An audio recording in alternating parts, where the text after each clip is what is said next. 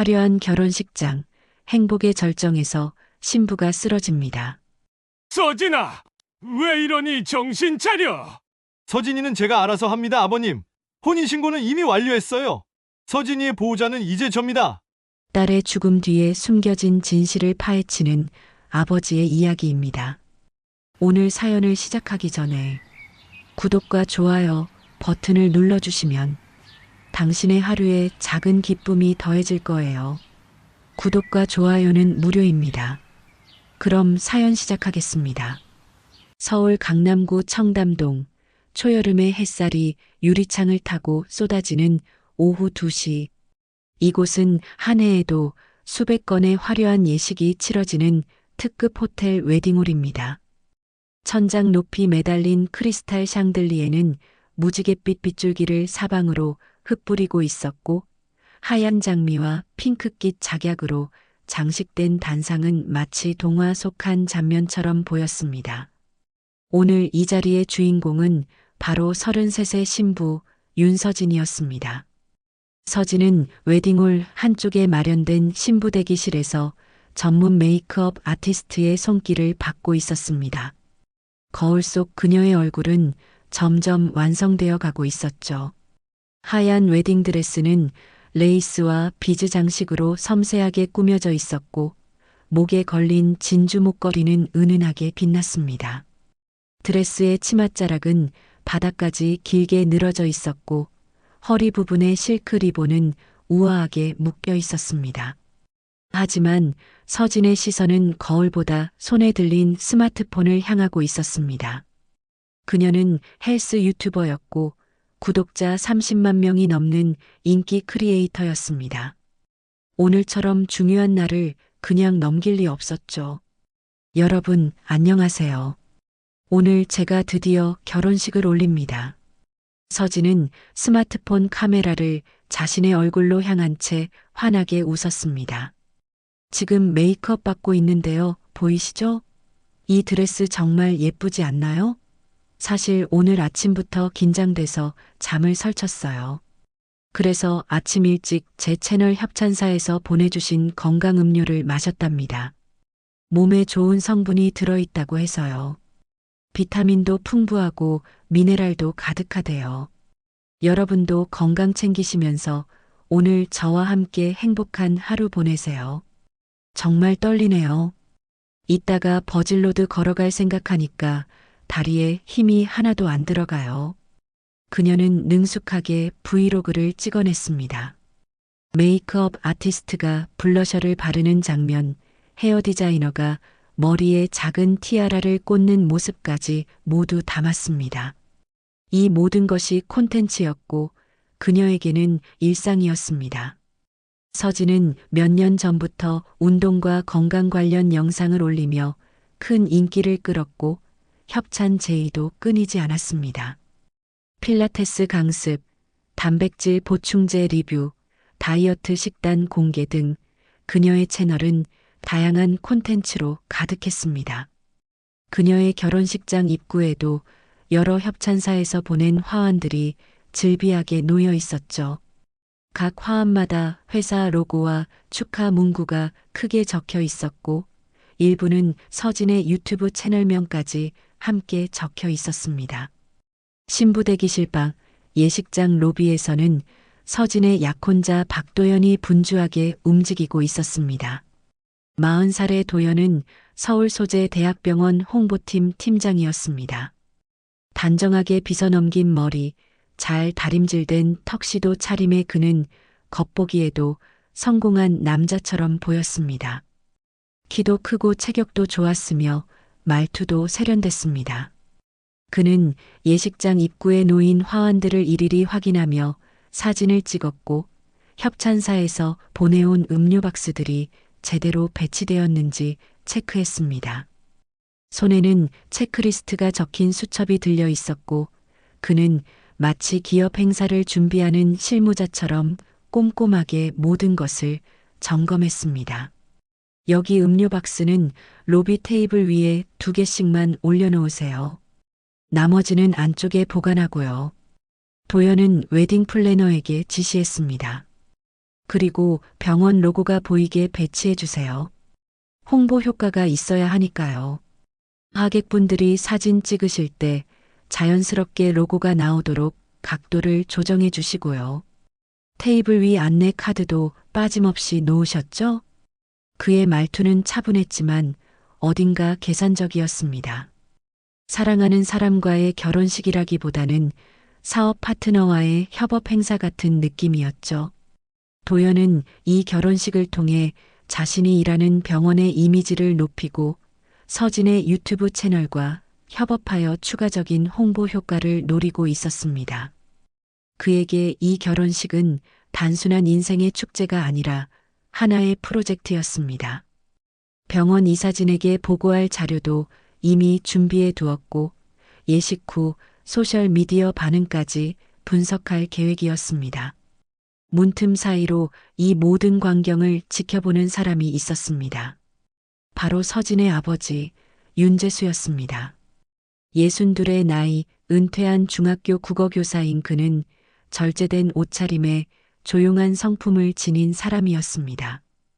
회색 정장에 검은색 넥타이를 맨 그는 오늘 딸의 결혼식을 위해 고향에서 올라왔습니다. 하지만 예식장에 도착한 순간부터 마음 한구석이 무겁게 가라앉았습니다. 뭔가 이 화려함 속에서 진짜 행복이 보이지 않았습니다. 재수는 신부 대기실 문을 살짝 열고 딸의 모습을 바라봤습니다. 거울 앞에서 스마트폰을 들고 웃고 있는 딸. 그 뒤로 보이는 화려한 조명과 장식들. 그리고 주변을 둘러싼 각종 협찬 제품들. 테이블 위에는 음료수 병들이 줄지어 놓여 있었고 벽면에는 협찬사 로고가 인쇄된 현수막까지 걸려 있었습니다. 재수는 가슴이 답답했습니다.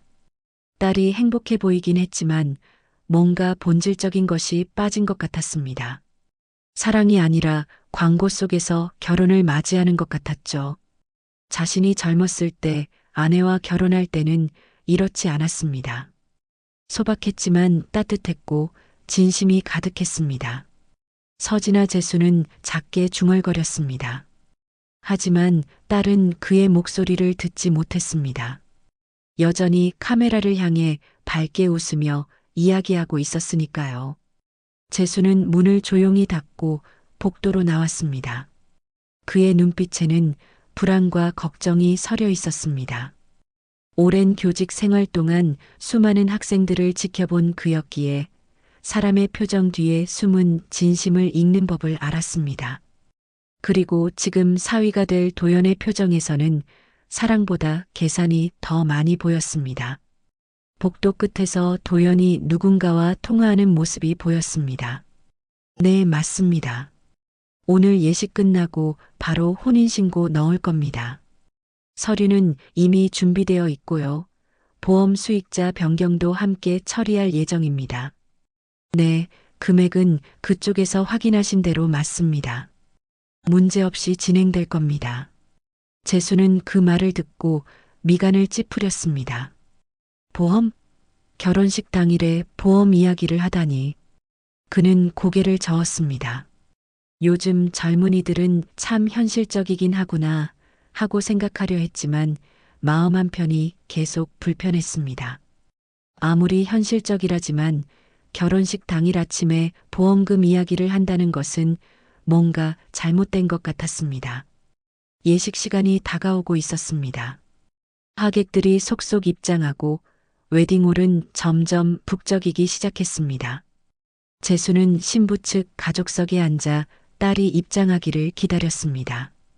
그의 손은 무릎 위에서 가만히 떨리고 있었습니다. 왜인지 모를 불안감이 그의 가슴을 짓눌렀습니다. 주변 하객들은 웃으며 이야기를 나누고 있었지만 재수의 귓가에는 아무 소리도 들리지 않았습니다. 다만 가슴속에서 울리는 불안의 종소리만이 점점 커져갔습니다. 예식 시작 30분 전 신부 대기실의 분위기는 점점 고조되고 있었습니다. 서진은 메이크업을 마치고 드레스 마지막 손질을 받고 있었습니다. 웨딩 플래너가 들어와 부케를 건네주었고 서진은 그것을 받아들며 다시 한번 카메라를 향해 미소 지었습니다. 옆에서는 들러리로 온 친구들이 사진을 찍느라 바쁘게 움직이고 있었죠. 플래시가 터지고 웃음소리가 방 안을 가득 채웠습니다. 그때 웨딩홀 스태프 한 명이 은색 쟁반을 들고 들어왔습니다. 쟁반 위에는 투명한 유리병에 담긴 음료수 한 병이 놓여 있었습니다. 병에는 서진의 약혼자가 일하는 대학병원 로고가 선명하게 인쇄되어 있었고 연한 하늘색 액체가 담겨 있었습니다. 스태프는 공손하게 말했습니다. 신부님, 홍보팀에서 직접 보내오신 겁니다. 예식 전에 드시라고 하셨어요. 긴장 푸시는데 도움이 된다고 하시더라고요. 서진은 별다른 의심 없이 병을 받아들었습니다. 라벨을 보니 익숙한 협찬사 이름이 적혀 있었습니다. 최근 몇 달간 자신의 채널에 광고를 진행했던 건강식품 회사였죠. 서진은 오히려 반가워하며 웃었습니다. 아, 이거 제가 아침에도 마셨던 거예요. 맛도 괜찮고 몸에도 좋다고 해서요. 감사합니다. 친구들도 관심을 보이며 다가왔습니다. 와, 신부 전용 음료수네. 되게 고급스러워 보인다. 병원에서 직접 만든 거야? 진짜 특별하다. 친구들의 칭찬에 서진은 더욱 기분이 좋아졌습니다. 그녀는 병뚜껑을 열고 향을 맡아보았습니다. 상큼한 과일 향이 났고 특별히 이상한 점은 느껴지지 않았습니다. 그럼 건배할까요? 제 결혼을 위해. 서진은 친구들을 향해 병을 들어 올렸습니다.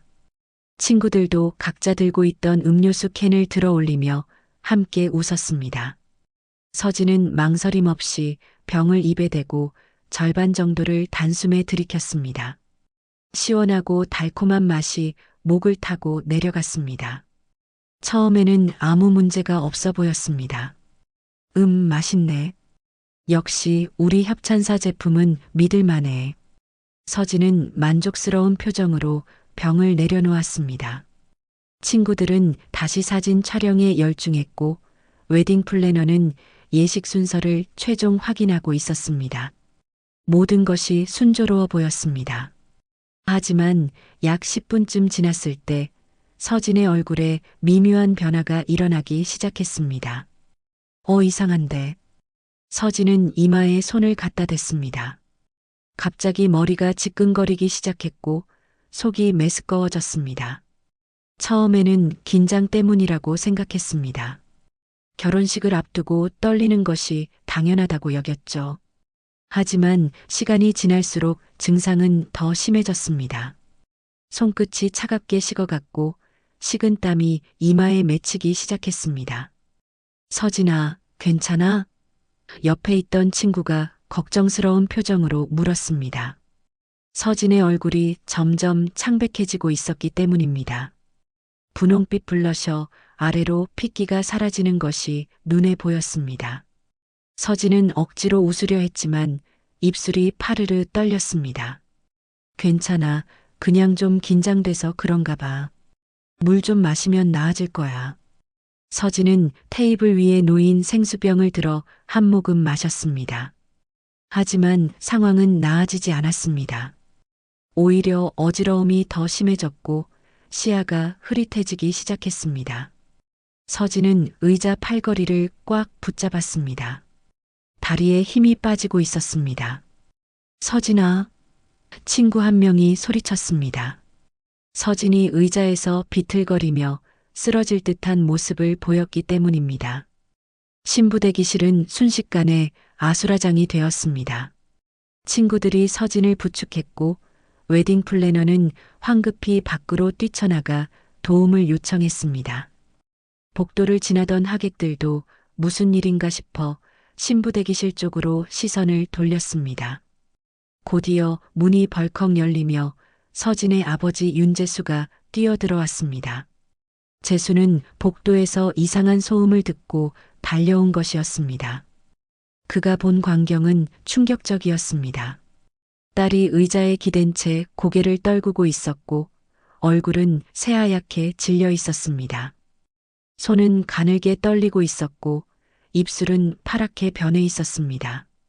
서진아, 정신 차려라. 재수는 딸의 어깨를 붙잡으며 외쳤습니다.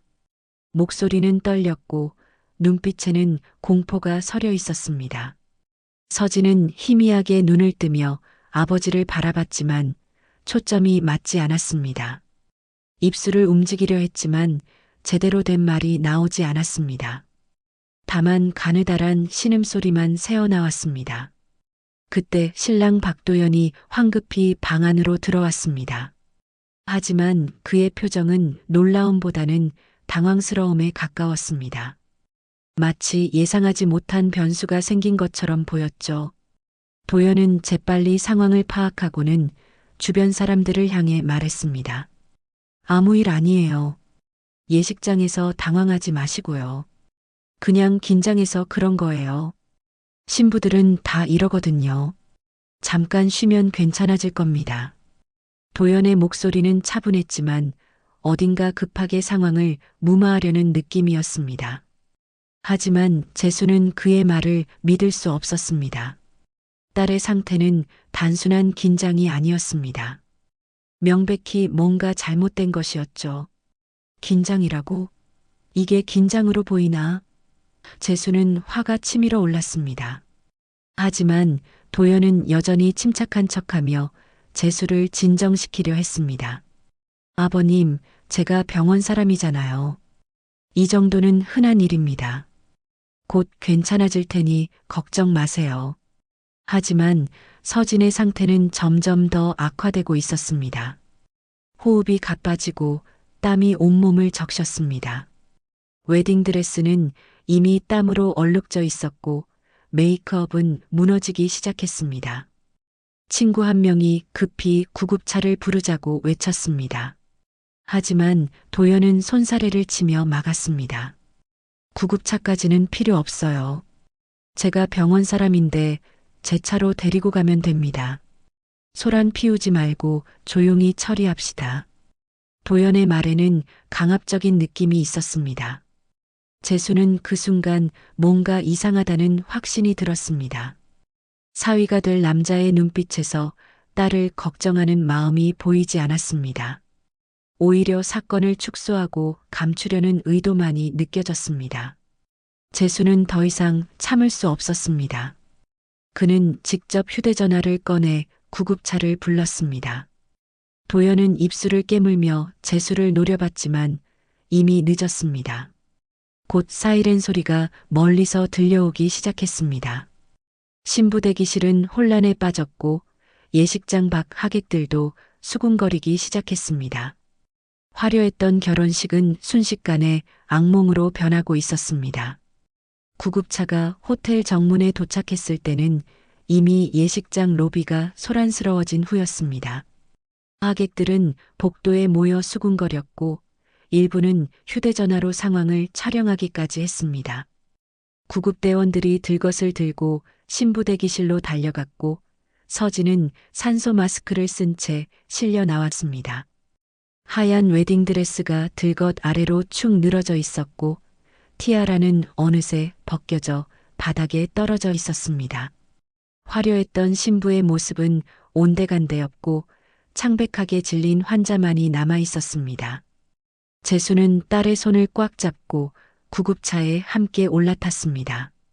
그의 얼굴에는 두려움과 분노가 뒤섞여 있었습니다. 구급대원이 서진의 혈압과 맥박을 재며 심각한 표정을 지었습니다. 혈압이 많이 떨어져 있습니다. 맥박도 불규칙하고요. 최대한 빨리 병원으로 이동하겠습니다. 구급차는 사이렌을 울리며 출발했습니다. 한편 예식장에 남은 박도연은 전혀 다른 모습을 보이고 있었습니다. 그는 구급차를 배웅하지도 않은 채 웨딩홀 안으로 다시 들어갔습니다. 하객들이 걱정스러운 표정으로 그를 바라보자 도연은 억지로 미소를 지으며 말했습니다. 여러분, 걱정하지 마세요. 신부가 긴장을 너무 많이 해서 잠깐 컨디션이 안 좋아진 겁니다. 병원에서 링거 맞고 쉬면 금방 괜찮아질 거예요. 단순한 빈혈이에요. 오늘 예식은 일단 취소하고 조만간 다시 일정 잡도록 하겠습니다.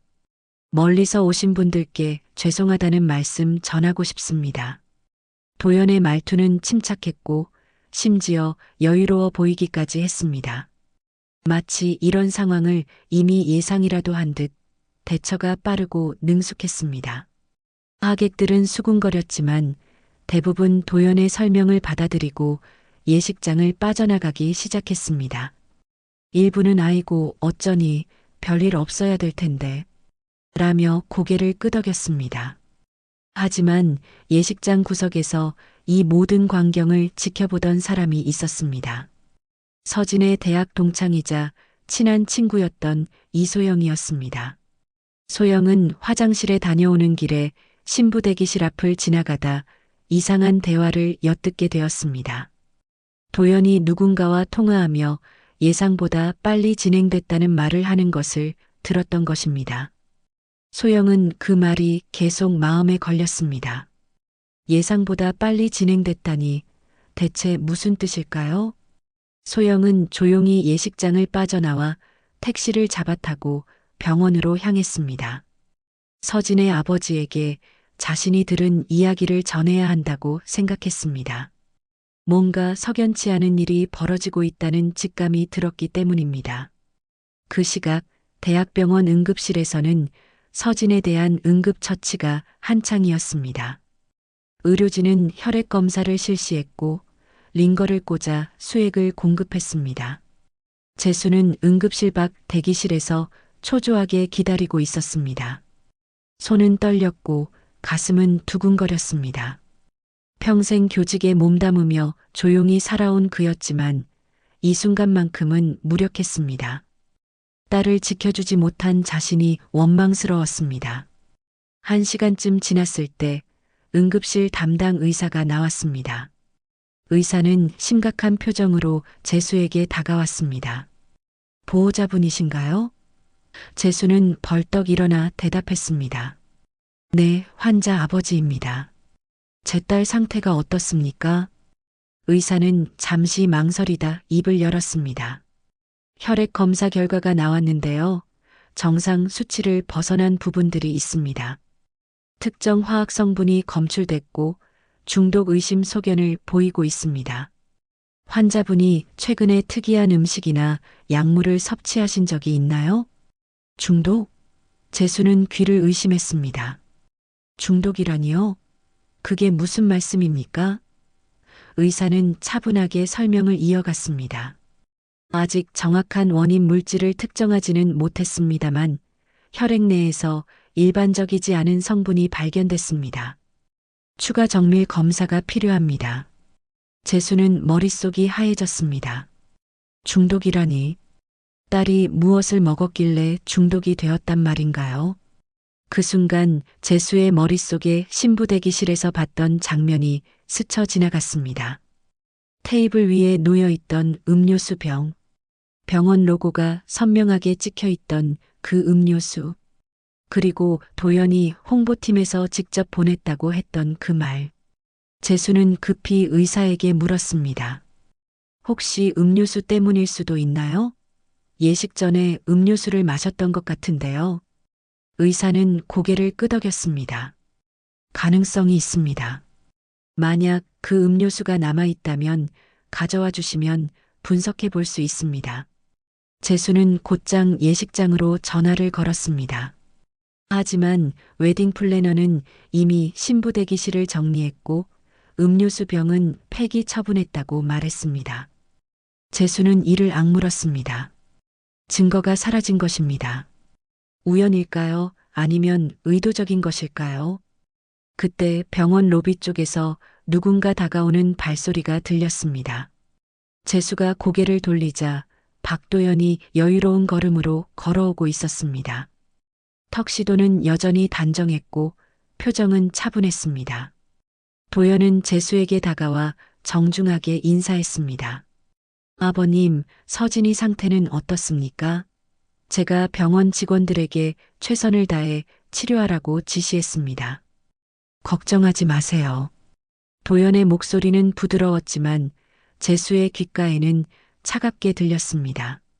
재수는 도연을 물끄러미 바라봤습니다. 사위가 될 뻔했던 이 남자의 눈빛에서 진심을 찾을 수 없었습니다. 자네가 보냈다는 그 음료수 말일세. 그게 대체 뭐였나? 재수의 목소리는 낮았지만 날카로웠습니다. 도연은 잠시 당황한 듯 보였지만 곧 태연하게 대답했습니다. 협찬사에서 보낸 일반 건강 음료입니다. 아무 문제 없는 제품이에요. 식약처 인증도 받았고요. 하지만 재수는 그의 말을 믿을 수 없었습니다. 도연은 계속 말을 이었습니다. 아버님, 서진이가 평소에 다이어트를 심하게 했잖아요. 아마 영양 불균형 때문에 몸이 약해진 것 같습니다. 병원에서도 그렇게 진단할 겁니다. 재수는 주먹을 불끈 쥐었습니다. 도연의 말투에는 교묘하게 책임을 회피하려는 의도가 숨어 있었습니다. 재수는 더 이상 참을 수 없어 날카롭게 말했습니다. 자네, 내 딸한테 대체 무슨 짓을 한 건가? 그 순간 도연의 얼굴에서 미소가 사라졌습니다. 그는 차갑게 재수를 바라보며 낮은 목소리로 말했습니다. 아버님, 조심하세요. 근거도 없이 사람을 의심하시면 곤란합니다. 그리고는 돌아서서 병원 복도를 유유히 걸어갔습니다. 재수는 그 뒷모습을 바라보며 온몸이 부들부들 떨렸습니다. 분노와 무력감이 동시에 밀려왔습니다. 이 순간 재수는 확신했습니다. 딸의 결혼은 처음부터 잘못된 것이었다고. 그리고 박도연이라는 남자는 결코 평범한 사람이 아니라고. 다음 날 아침 예식장은 텅 비어 있었습니다. 어제까지만 해도 화려한 장식과 하객들의 웃음소리로 가득했던 공간은 이제 쓸쓸하게 정리되고 있었습니다. 청소 직원들이 바닥에 떨어진 꽃잎들을 쓸어 담고 의자들을 차곡차곡 정리했습니다. 하지만 이상하게도 분위기는 장례식장처럼 무겁고 침울했습니다. 어제 신부가 쓰러진 사건은 순식간에 소문으로 퍼져나갔고 사람들은 수군거리기 시작했습니다. 예식장 로비 한쪽에서는 중년 여성 2명이 작은 목소리로 대화를 나누고 있었습니다. 그들은 어제 하객으로 참석했던 신랑 측 친척들이었습니다. 그러니까 신부가 보험에 많이 들었다던데? 한 여성이 주변을 살피며 속삭였습니다. 다른 여성이 고개를 끄덕이며 대답했습니다. 맞아. 내가 들은 바로는 금액이 상당하다더라고. 그것도 최근에 가입했대. 결혼 준비하면서 같이 넣었나 봐. 그럼 수익자는 당연히 신랑이겠네? 당연하지. 혼인신고만 하면 자동으로 배우자가 되는 거잖아. 근데 혼인신고는 했대? 글쎄, 그건 나도 모르겠어. 근데 신랑이 병원 사람이라면서? 그럼 뭐든지 처리하기 쉽겠네. 두 여성의 대화는 계속 이어졌고 그 내용은 점점 더 구체적으로 변해갔습니다. 소문은 꼬리에 꼬리를 물고 퍼져나갔습니다. 일부는 과장됐고 일부는 왜곡됐지만 그 중심에는 박도현과 보험금이라는 키워드가 자리 잡고 있었습니다. 바로 그때 예식장 한쪽 구석에서 이 모든 대화를 듣고 있던 사람이 있었습니다. 윤재수였습니다. 그는 어젯밤 병원에서 밤을 새운 채 아침 일찍 예식장으로 돌아왔습니다. 혹시 남아있는 증거라도 찾을 수 있지 않을까 하는 희망 때문이었습니다. 하지만 신부 대기실은 이미 깨끗이 청소되어 있었고 아무것도 남지 않았습니다. 재수는 로비 의자에 앉아 잠시 쉬고 있었는데 바로 옆에서 들려오는 대화에 귀를 기울이게 되었습니다. 보험? 금액이 상당하다고? 최근에 가입했다고? 재수는 가슴이 철렁 내려앉았습니다. 설마 도연이 딸을 보험금 때문에? 그런 끔찍한 생각이 머릿속을 스쳤지만 재수는 고개를 저었습니다. 아니야, 그럴 리 없어. 아무리 그래도 사람이 그런 짓을 하겠어? 하지만 의심의 씨앗은 이미 심어졌습니다. 재수는 주머니에서 휴대전화를 꺼내 딸의 통화 기록을 살펴봤습니다. 서진의 휴대전화는 어젯밤 병원에서 소지품으로 받아온 것이었습니다. 화면을 넘기자 최근 통화 기록들이 나타났습니다. 대부분은 친구들과 웨딩 플래너, 그리고 박도형과의 통화였습니다. 재수는 문자 메시지함도 열어봤습니다. 그곳에는 도연이 보낸 메시지들이 가득했습니다. 오늘 음료수 꼭 챙겨 마셔. 컨디션 관리 중요해. 협찬사에서 특별히 보낸 거니까 예식 전에 반드시 마셔줘. 난 내 건강이 제일 걱정이야. 내 말 꼭 들어. 재수는 메시지를 읽으며 등골이 오싹해졌습니다. 이건 단순한 걱정이 아니었습니다. 마치 누군가에게 명령하듯 반복적으로 음료수를 마시라고 강요하는 느낌이었습니다. 재수는 더 과거의 메시지들도 확인했습니다. 한 달 전쯤 보낸 메시지에는 이런 내용이 있었습니다. 서진아, 우리 결혼하면 보험 하나 들어두자. 만약을 대비해서. 요즘 세상이 위험하잖아. 내가 좋은 상품 알아봤어. 보장도 잘 되고 보험금도 괜찮아. 나도 같이 들 테니까 너도 가입해줘. 재수는 손이 부들부들 떨렸습니다. 보험 가입을 권유한 것도 도연이었습니다. 그리고 예식 당일 음료수를 마시라고 강요한 것도 도연이었습니다. 이 모든 것이 우연일까요? 아니면 치밀하게 계획된 것일까요?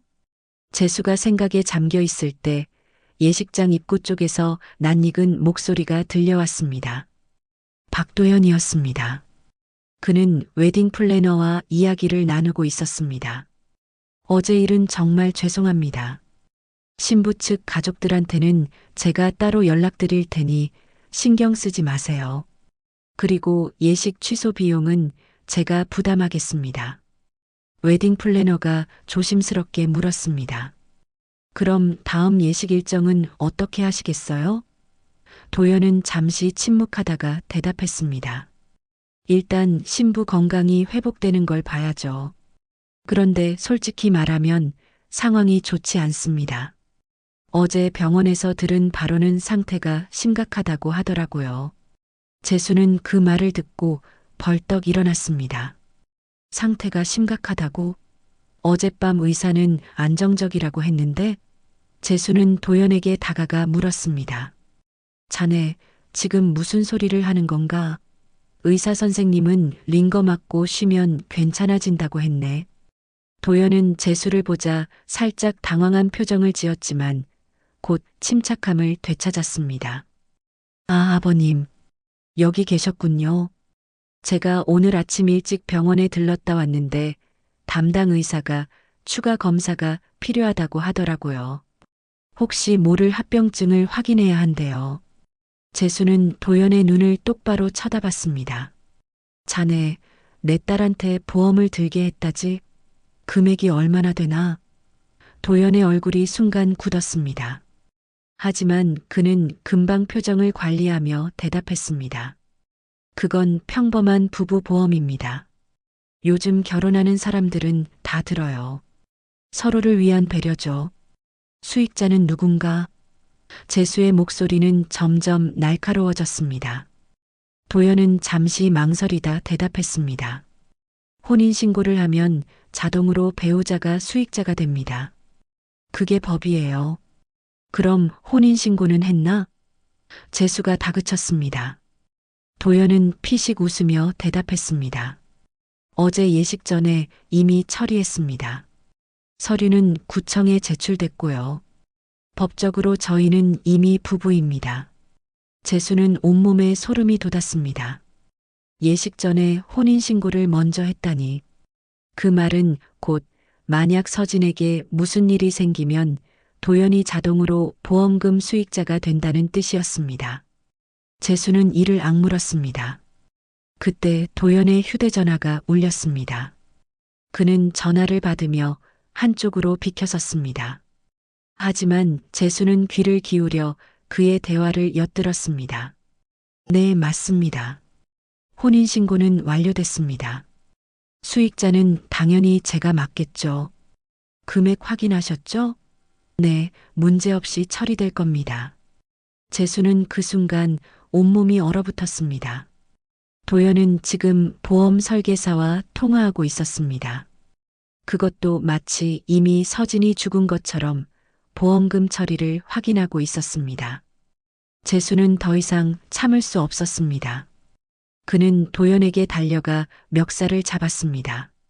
이 나쁜 놈, 내 딸을 돈으로 본 거냐? 재수의 목소리는 떨렸고 눈에는 눈물이 고였습니다. 도연은 재수의 손을 뿌리치며 차갑게 말했습니다. 아버님, 진정하세요. 사람들이 다 봅니다. 주변의 청소 직원들과 웨딩 플래너가 놀란 표정으로 이쪽을 바라봤습니다. 재수는 주저앉으며 통곡했습니다. 무력했습니다. 증거도 없고 힘도 없었습니다. 다만 딸이 위험에 처해 있다는 것만 확실했습니다. 그리고 그 위험의 중심에 박도연이 있다는 것도. 그날 저녁 재수는 병원으로 돌아왔습니다. 복도를 걷는 발걸음은 무겁고 느렸습니다. 마음속에는 불안과 분노가 뒤엉켜 있었지만 딸의 병실 앞에서는 애써 침착함을 유지하려 했습니다. 중환자실 유리창 너머로 보이는 서진의 모습은 여전히 창백했습니다.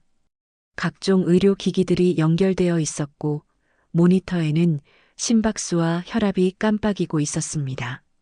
재수는 간호사에게 조심스럽게 물었습니다. 제 딸 상태가 어떻습니까? 좀 나아졌나요?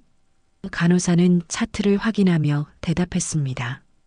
아직 의식은 돌아오지 않았습니다. 하지만 활력 징후는 안정적이에요. 담당 의사 선생님께서 내일 아침에 다시 정밀 검사를 하실 예정입니다. 재수는 고개를 끄덕이며 병실 밖 의자에 앉았습니다. 밤새 잠을 제대로 자지 못한 탓에 눈꺼풀이 무거웠지만 잠이 오지 않았습니다. 머릿속에는 온통 도연과의 대화 그리고 보험금 이야기만 맴돌았습니다. 그때 복도 끝에서 익숙한 신발 소리가 들려왔습니다. 재수가 고개를 들자 박도연이 서류 봉투를 들고 걸어오고 있었습니다. 도연은 재수를 보자 예의 바른 미소를 지으며 인사했습니다. 아버님, 아직도 여기 계셨군요. 많이 피곤하시겠어요. 집에 가서 쉬시는 게 어떨까요? 재수는 차갑게 대답했습니다. 내 딸 곁을 떠날 수 없네.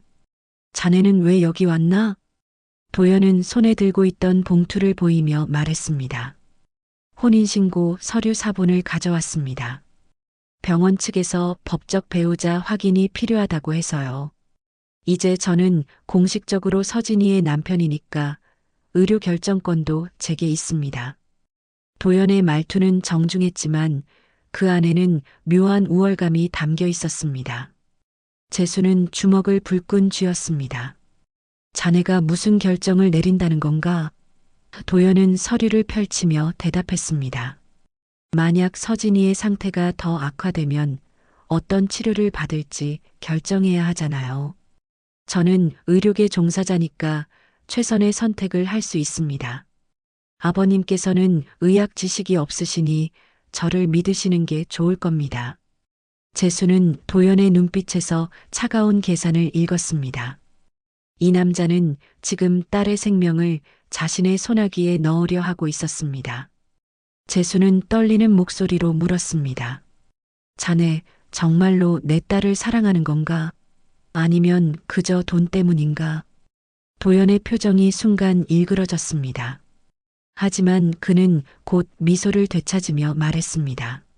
아버님, 그런 말씀하시면 상처받습니다. 저는 서진이를 진심으로 사랑합니다. 다만 현실적인 부분도 챙기는 거죠. 요즘 세상에 사랑만으로는 살 수 없잖아요. 재수는 더 이상 대꾸하지 않았습니다. 이 남자와 말을 섞는 것 자체가 역겨웠습니다. 도연은 서류를 다시 봉투에 넣으며 병실 안을 바라봤습니다. 그럼 저는 병원 행정실에 들렀다 가겠습니다. 서진이 치료비 관련해서 처리할 게 있어서요. 도연이 떠난 후 재수는 깊은 한숨을 내쉬었습니다. 무력감이 온몸을 짓눌렀습니다. 이대로 있다가는 딸을 지킬 수 없을 것 같았습니다. 뭔가 행동을 취해야 했습니다. 하지만 무엇을 어떻게 해야 할지 막막했습니다. 그때 재수의 휴대전화가 울렸습니다. 발신자는 서진의 친구 이소영이었습니다. 재수는 급히 전화를 받았습니다. 여보세요? 소영의 목소리는 다급했습니다. 아버님, 저 소영이에요. 서진이 상태는 어때요? 아직 의식이 돌아오지 않았네. 왜 그러나? 재수가 묻자 소영은 숨을 고르며 말했습니다. 아버님, 제가 어제 예식장에서 이상한 걸 봤어요. 도연 씨가 누군가랑 통화하면서 예상보다 빨리 진행됐다고 하더라고요. 그 말이 계속 마음에 걸려서요. 혹시 도연 씨가 뭔가 계획한 게 아닐까요? 재수는 가슴이 철렁했습니다. 예상보다 빨리 진행됐다고? 네, 분명히 그렇게 말했어요. 그리고 표정도 이상했어요. 걱정하는 게 아니라 뭔가 확인하는 것 같았달까요? 재수는 소영의 말을 듣고 확신이 섰습니다. 도연은 분명 무언가를 계획했습니다. 그리고 그 계획은 서진을 해치는 것이었습니다. 재수는 소영에게 말했습니다. 소영 씨, 혹시 그때 통화 내용을 더 들은 게 있나? 소영은 잠시 생각하다 대답했습니다. 음료수 얘기를 했던 것 같아요. 제품이 제대로 전달됐냐고 물어보더라고요. 그리고 효과가 빠르게 나타났다는 말도 했어요. 재수는 온몸에 전율이 흘렀습니다. 음료수, 효과, 그 모든 것이 연결되고 있었습니다. 바로 그때 중환자실 안에서 급박한 경보음이 울렸습니다. 재수는 벌떡 일어나 유리창을 통해 안을 들여다봤습니다. 서진의 모니터에서 심박수가 급격히 떨어지고 있었습니다. 간호사들이 급히 달려왔고 의사가 호출되었습니다. 재수는 문을 두드리며 소리쳤습니다. 서진아, 정신 차려라. 의료진이 병실로 뛰어들어갔고 재수는 밖으로 밀려났습니다. 응급처치가 시작됐습니다.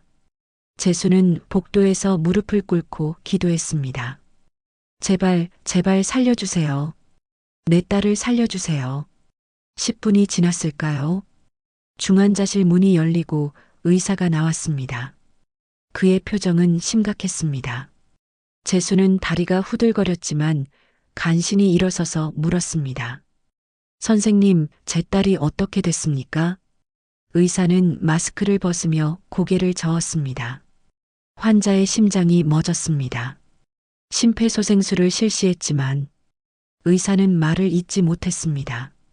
재수는 그 침묵의 의미를 알았습니다. 온몸에 힘이 빠져나갔고 그는 그 자리에 주저앉았습니다. 안 돼, 안 돼. 재수는 고개를 흔들며 중얼거렸습니다. 눈물이 볼을 타고 흘러내렸습니다.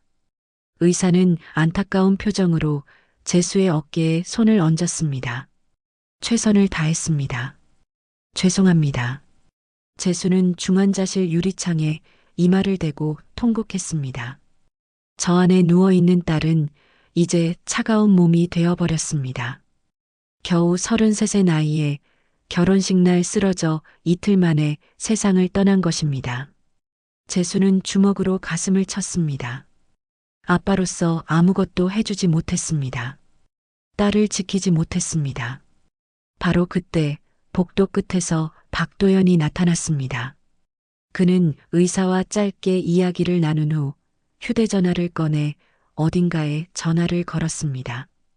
재수는 흐릿한 시야로 도연을 바라봤습니다. 도연의 목소리가 복도를 타고 들려왔습니다. 네, 확인됐습니다. 사망 시각은 오늘 저녁 7시 45분입니다. 혼인신고는 이미 완료됐고요. 수익자는 당연히 제가 맡겠죠. 서류 처리 부탁드립니다. 도연의 목소리는 차갑고 냉정했습니다.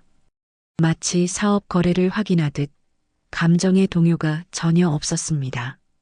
재수는 그 순간 모든 것을 깨달았습니다. 도연은 처음부터 딸을 사랑한 적이 없었습니다. 그저 보험금을 노린 살인자였습니다. 재수는 이를 악물고 일어섰습니다.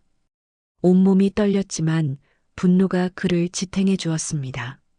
그는 도연을 향해 비틀거리며 걸어갔습니다. 이 살인마. 재수는 도연의 멱살을 잡았습니다. 도연은 놀란 표정으로 재수를 밀어냈습니다. 아버님, 정신 차리세요. 하지만 재수는 놓지 않았습니다. 내가 죽인 거야. 내가 내 딸을 죽인 거라고. 보안 요원들이 달려와 재수를 떼어냈습니다. 재수는 발버둥 쳤지만 기력이 없었습니다. 결국 그는 다시 바닥에 주저앉았고 목이 터져라 울부짖었습니다. 도연은 옷매무새를 정리하며 차갑게 내려다봤습니다. 그리고는 아무 말 없이 돌아서서 병원을 떠났습니다. 재수는 그 뒷모습을 바라보며 맹세했습니다. 반드시 진실을 밝혀내겠다고, 딸의 억울함을 풀어주겠다고, 설령 목숨을 걸더라도. 사흘 후 작은 장례식장에서 서진의 영정 사진이 하얗게 미소 짓고 있었습니다.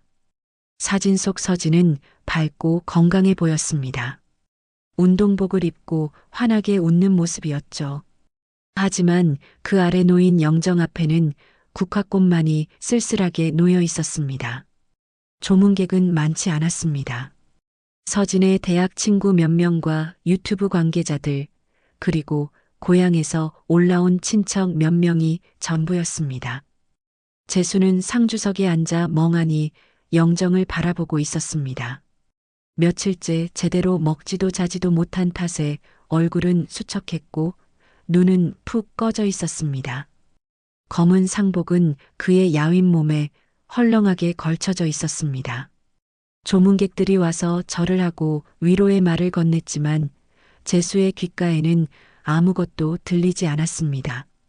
그저 딸의 얼굴만 보일 뿐이었습니다. 박도연도 장례식장에 나타났습니다.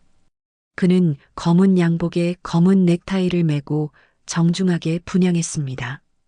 조문객들은 신랑이 얼마나 슬프겠어요라며 그를 위로했습니다. 도연은 눈시울을 붉히는 척하며 고개를 숙였습니다. 서진이를 지키지 못해 죄송합니다. 그의 연기는 완벽했습니다. 하지만 재수는 도연을 바라보며 이를 갈았습니다. 저 위선자, 저 살인자. 재수는 자리에서 일어나 도연에게 다가갔습니다. 자네는 여기 올 자격이 없네. 재수의 목소리는 낮고 차가웠습니다. 도연은 놀란 표정을 지으며 주변을 둘러봤습니다. 조문객들이 이쪽을 쳐다보고 있었습니다.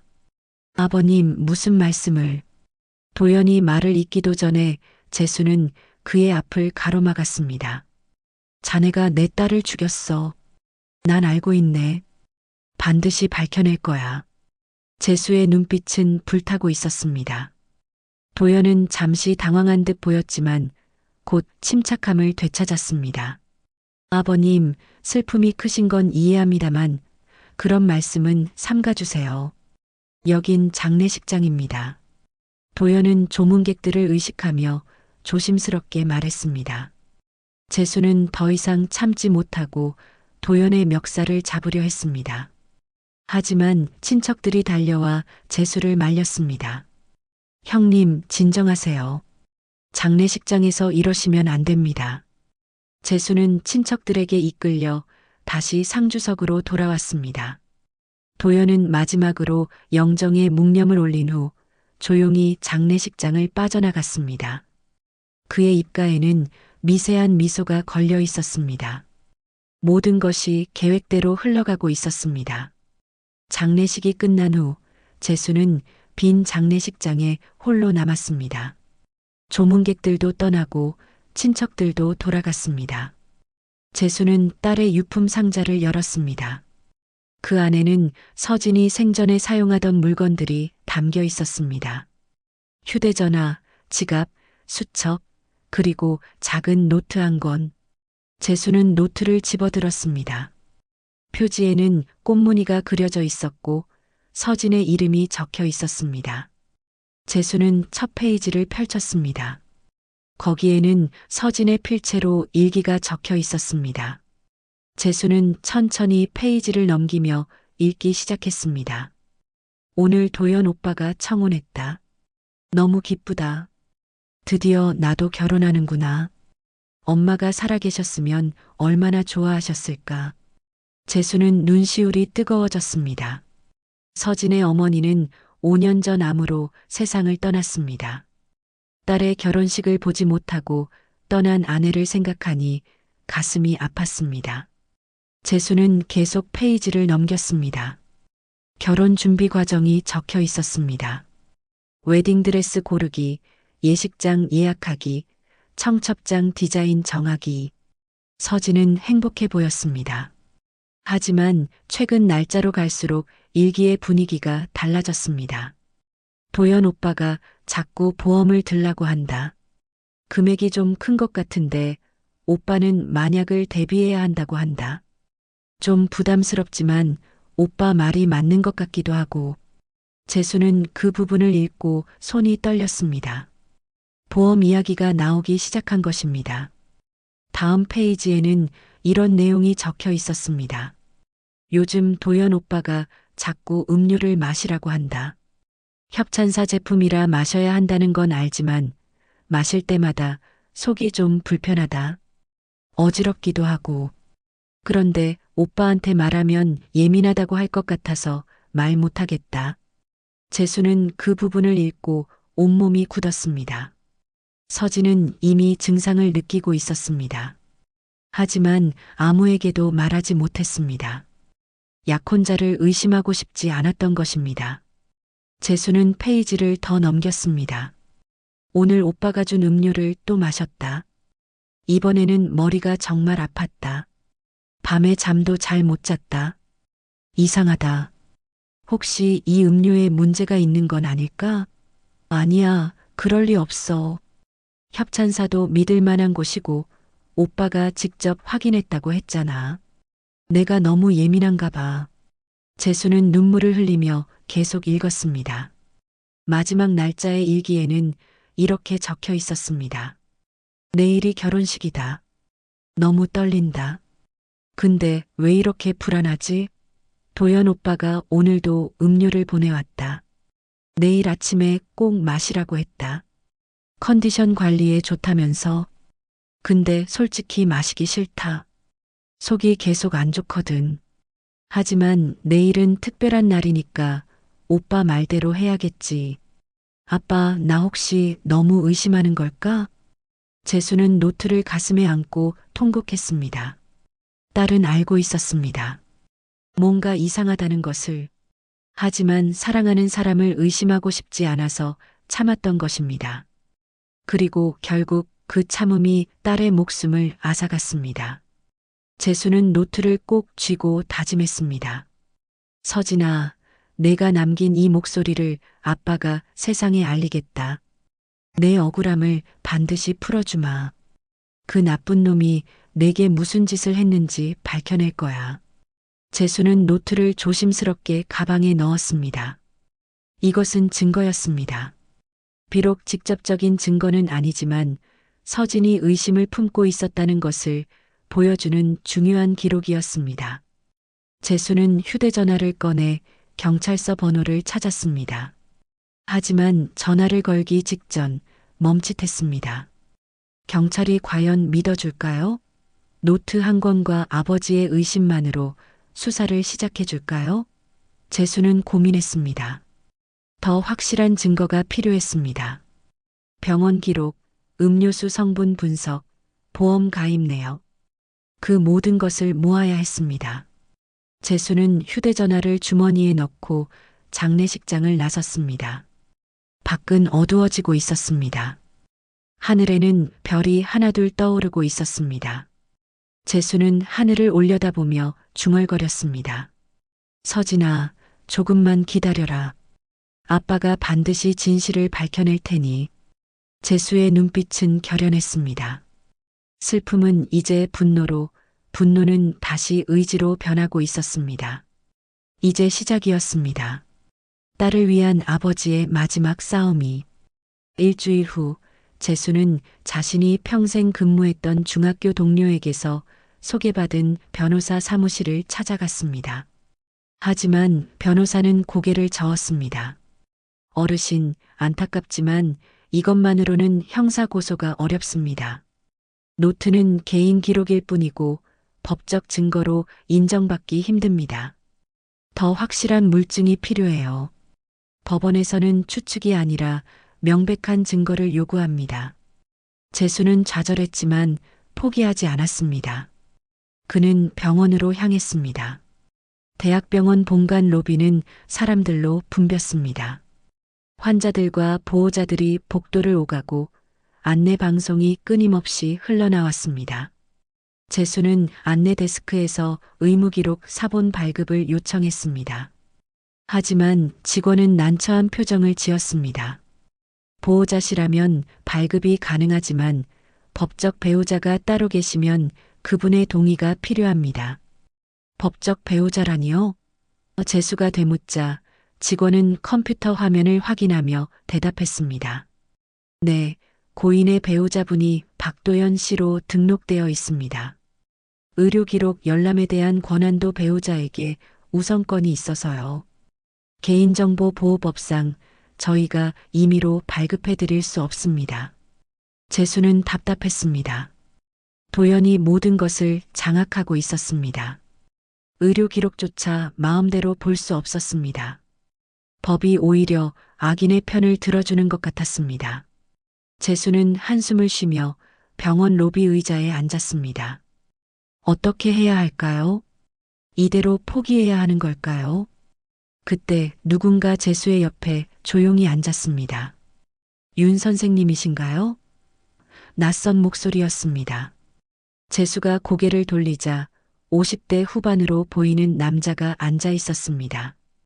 회색 정장을 입은 그는 얼굴에 피로가 가득했고 눈가에는 깊은 주름이 패여 있었습니다. 그는 조심스럽게 명함을 건넸습니다. 저는 김정호라고 합니다. 이 병원 감사실에서 15년째 일하고 있습니다. 재수는 명함을 받아들었습니다. 감사실이요? 김정호는 주변을 둘러보며 작은 목소리로 말했습니다. 따로 이야기할 곳으로 가시죠. 여기선 곤란합니다. 병원 내부에는 감시 카메라도 많고 사람들 귀도 많습니다. 재수는 의아했지만 김정호를 따라 병원 뒤편의 작은 카페로 향했습니다. 카페 구석 자리에 앉자 김정호는 가방에서 두꺼운 파일 하나를 꺼냈습니다. 파일에는 여러 서류와 출력물들이 빼곡하게 들어 있었습니다. 윤 선생님, 따님의 일로 마음고생이 크실 겁니다. 사실 저도 양심의 가책을 느껴서 이렇게 찾아뵙게 됐습니다. 밤잠을 이루지 못했습니다. 재수는 파일을 바라보며 물었습니다. 이게 뭡니까? 김정호는 한숨을 쉬며 설명했습니다. 박도연이라는 사람, 저도 예전부터 수상하게 생각했습니다. 홍보팀장이라는 직책을 이용해서 병원 로고를 무단으로 사용하고 협찬사와 불법 거래를 하더군요. 제가 감사 과정에서 발견한 건데 그가 협찬사와 짜고 위조 처방전을 발급받은 기록이 있습니다. 여기 이 서류를 보세요. 재수는 눈을 크게 떴습니다. 위조 처방전이라니요? 김정호는 파일을 펼쳐 보였습니다. 여기 보세요. 박도연이 협찬사 이름으로 특정 성분이 들어간 음료를 주문했습니다. 그런데 그 성분은 일반 건강 음료에 들어가면 안 되는 약물 성분이에요. 심장에 무리를 줄 수 있는 물질입니다. 정확히는 디기탈리스 계열의 성분인데 과다 복용 시 심장 마비를 일으킬 수 있습니다. 재수는 손이 떨렸습니다. 그럼 그 음료가 제 딸을 죽인 겁니까? 김정호는 고개를 끄덕였습니다. 정황상 그렇습니다. 저도 이 사실을 알고 있었지만 병원 고위층에서 압력을 넣어 묵인하라고 했습니다. 박도연이 병원 이사장의 조카라서요. 저는 가족이 있고 정년까지 얼마 남지 않아서 참았습니다. 하지만 이제는 더 이상 참을 수 없었습니다. 무고한 사람이 죽었는데 제가 가만히 있을 수 없더군요. 밤마다 따님의 얼굴이 보였습니다. 재수는 김정우의 손을 꽉 잡았습니다. 선생님, 이 파일을 제게 주시겠습니까? 이게 있으면 경찰이 움직일 겁니다. 제발 부탁드립니다. 김정우는 잠시 망설이다 고개를 끄덕였습니다. 제 경력은 끝날지 모르지만 양심은 지키고 싶습니다. 이 파일을 가져가세요. 그리고 꼭 진실을 밝혀내십시오. 사본도 만들어 두었으니 원본은 선생님께 드립니다.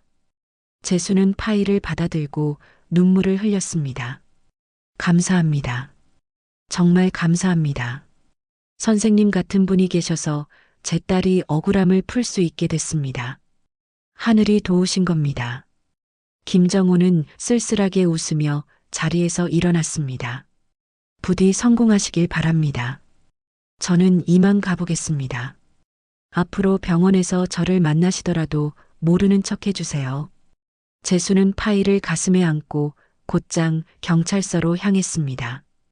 경찰서에 도착한 그는 형사과를 찾아가 진정서를 제출했습니다.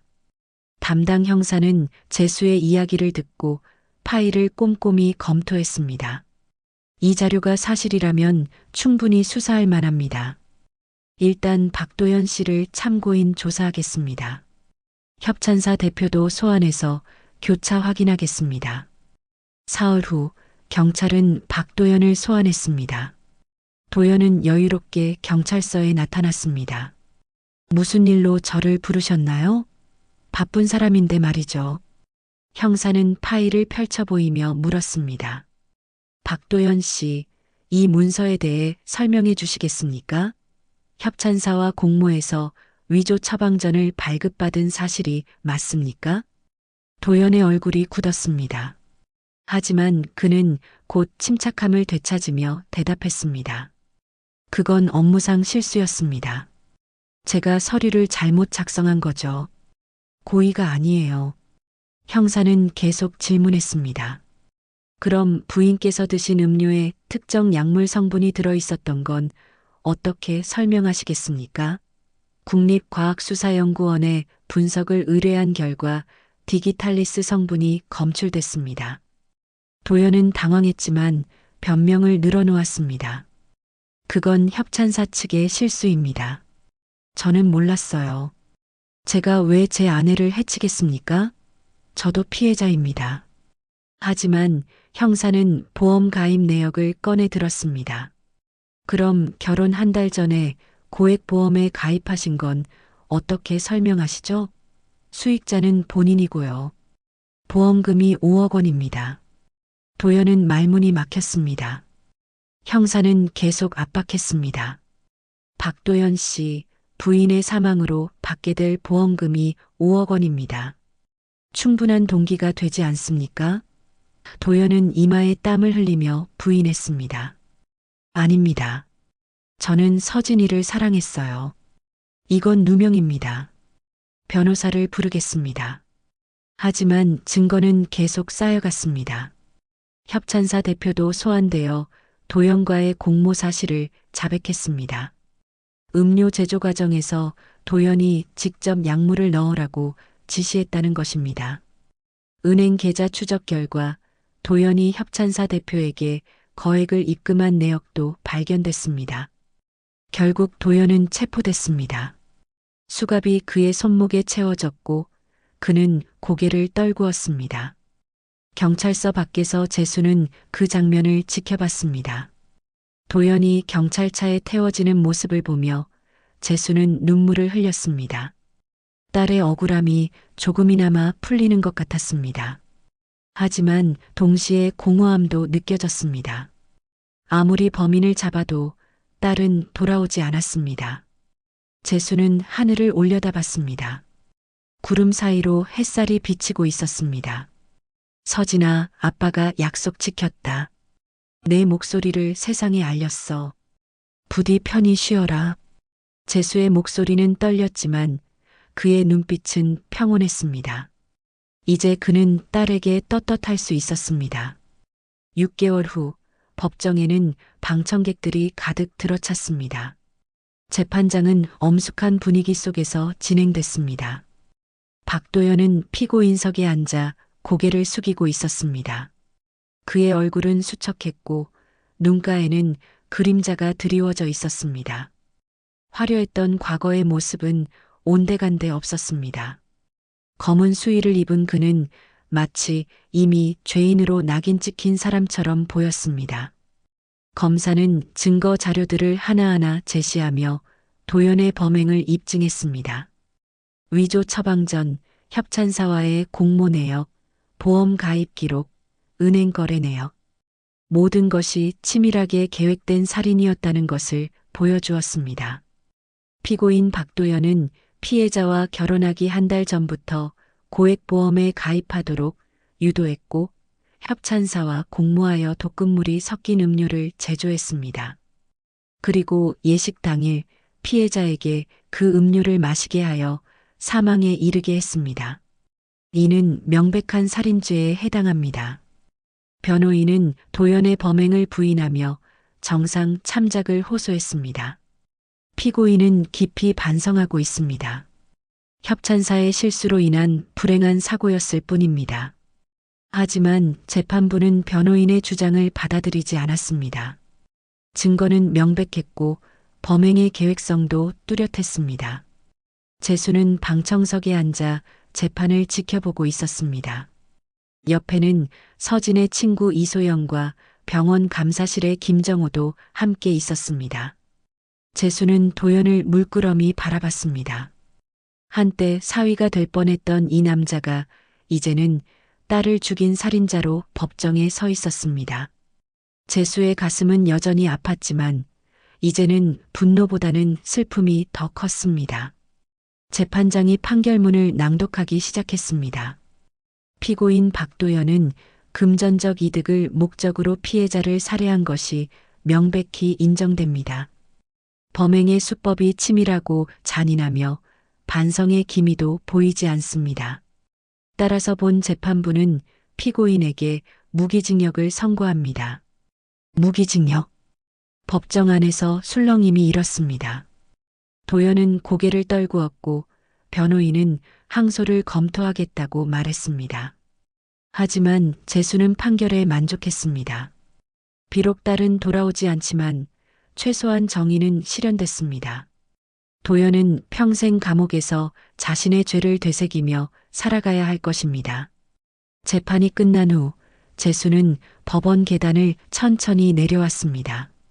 가을바람이 차갑게 불어왔습니다. 낙엽들이 바람에 흩날리며 땅에 떨어졌습니다. 재수는 하늘을 올려다봤습니다.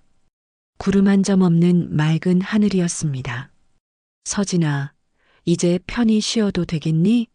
나쁜 놈은 벌을 받았단다. 소영이 재수에게 다가와 말했습니다. 아버님, 서진이가 하늘에서 분명 고마워하고 있을 거예요. 아버님 덕분에 억울함을 풀었으니까요. 재수는 고개를 끄덕이며 쓸쓸하게 웃었습니다. 그래야 할 텐데. 하지만 내 마음은 여전히 텅 빈 것 같구나. 김정호도 재수에게 인사했습니다. 윤 선생님, 제가 용기를 낼 수 있었던 건 선생님의 간절함 덕분이었습니다. 저도 이제 떳떳하게 살 수 있을 것 같습니다. 재수는 김정호의 손을 잡았습니다. 선생님이야말로 큰 용기를 내주셨습니다. 감사합니다. 협찬사 대표와 관련 임직원들도 줄줄이 처벌을 받았습니다. 병원 이사장도 사건 은폐 시도로 인해 사임했고 병원은 대대적인 감사를 받게 됐습니다. 이 사건은 언론에 크게 보도됐고 보험 사기와 살인에 대한 사회적 경각심을 불러일으켰습니다. 사람들은 서진의 이야기를 듣고 안타까워했고 재수의 용기를 칭찬했습니다. 하지만 재수에게 중요한 것은 명예나 칭찬이 아니었습니다. 다만 딸의 목소리를 세상에 알렸다는 것, 그것만으로 충분했습니다. 재수는 고향으로 돌아갔습니다. 작은 마을의 집은 여전히 그대로였습니다. 마당에는 감나무가 서 있었고 가을이 되니 주황빛 감들이 주렁주렁 열려 있었습니다. 재수는 예전처럼 마을 문화센터에서 어르신들에게 붓글씨를 가르쳤습니다. 먹을 갈고 붓을 들고 한 획 한 획 정성스럽게 글씨를 쓰는 시간은 그에게 위안이 됐습니다. 어르신들은 재수의 이야기를 듣고 위로의 말을 건넸습니다. 선생님, 정말 대단하십니다. 따님도 자랑스러워 하실 겁니다. 재수는 매일 아침 딸의 사진 앞에 향을 피웠습니다. 작은 재단에는 서진이 생전에 좋아하던 꽃들이 놓여 있었고 서진의 노트도 함께 보관되어 있었습니다. 재수는 노트를 펼쳐 딸의 글씨를 쓰다듬었습니다. 서진아, 내 목소리 덕분에 아빠가 끝까지 포기하지 않을 수 있었다. 고맙구나. 어느 봄날 재수는 마을 뒷산에 올랐습니다. 산꼭대기에서 내려다보는 풍경은 아름다웠습니다. 벚꽃이 만개해 있었고 바람에 꽃잎들이 흩날리고 있었습니다. 재수는 벤치에 앉아 그 광경을 바라봤습니다. 흩날리는 벚꽃잎들은 마치 하늘에서 내려오는 축복처럼 보였습니다. 서진아, 내가 좋아하던 벚꽃이 피었구나. 여기서 보면 정말 예쁘다. 너도 하늘에서 보고 있겠지? 재수는 혼잣말을 중얼거렸습니다. 그의 눈가에 눈물이 맺혔지만 이번에는 슬픔만이 아니었습니다. 그 안에는 평온함도 함께 있었습니다. 바람이 불어왔습니다. 벚꽃잎들이 재수의 주변을 맴돌다 천천히 땅으로 내려앉았습니다. 재수는 손을 뻗어 꽃잎 하나를 받아들었습니다. 작고 연약한 꽃잎이었지만 그 안에는 봄의 생명력이 담겨 있었습니다. 재수는 그 꽃잎을 바라보며 깨달았습니다. 생명은 짧고 덧없지만 그 안에 담긴 사랑과 기억은 영원히 남는다는 것을. 서진아, 아빠는 내가 남긴 목소리를 평생 간직할 거야. 그리고 매일 너를 기억하며 살아갈 거야. 부디 하늘에서는 행복해라. 엄마와 함께 웃으며 지내렴. 재수의 목소리는 바람을 타고 흩어졌습니다. 저 멀리 하늘에서는 햇살이 구름 사이로 쏟아지고 있었습니다. 따뜻하고 부드러운 빛이었습니다. 재수는 그 빛을 바라보며 미소 지었습니다. 딸은 이제 고통 없는 곳에서 평화롭게 쉬고 있을 것입니다. 그리고 언젠가 재수도 그곳에 가면 딸과 다시 만날 수 있을 것입니다. 재수는 천천히 산을 내려왔습니다. 발걸음은 여전히 무겁지만 마음은 조금 가벼워진 것 같았습니다. 그는 마을로 돌아가 다시 일상을 이어갔습니다. 붓을 들고 글씨를 쓰고 어르신들과 이야기를 나누고 평범하지만 소중한 일상이었습니다. 밤이 되면 재수는 창가에 앉아 별을 바라봤습니다. 수많은 별들 중 하나가 서진일 거라고 생각하며 그는 조용히 기도했습니다. 서진아, 잘 자거라. 아빠가 항상 너를 사랑한단다. 하늘에서 흩날리는 벚꽃잎처럼 재수의 눈가에도 눈물이 흘러내렸습니다. 하지만 이제 그 눈물은 슬픔만이 아니었습니다. 그 안에는 사랑과 그리움, 그리고 평안함이 함께 담겨 있었습니다. 재수는 딸을 보내주었고, 이제는 삶을 계속 이어갈 준비가 되어 있었습니다. 딸의 기억과 함께 오늘의 이야기 들어주셔서 감사합니다. 앞으로도 인생의 지혜를 밝히는 감동적인 사연으로 찾아뵙겠습니다. 좋아요와 구독도 잊지 말고 눌러주시고 댓글로 응원의 메시지를 남겨주세요. 오늘도 여러분들께 꽃길 인생만 펼쳐지길 바라고 응원하겠습니다.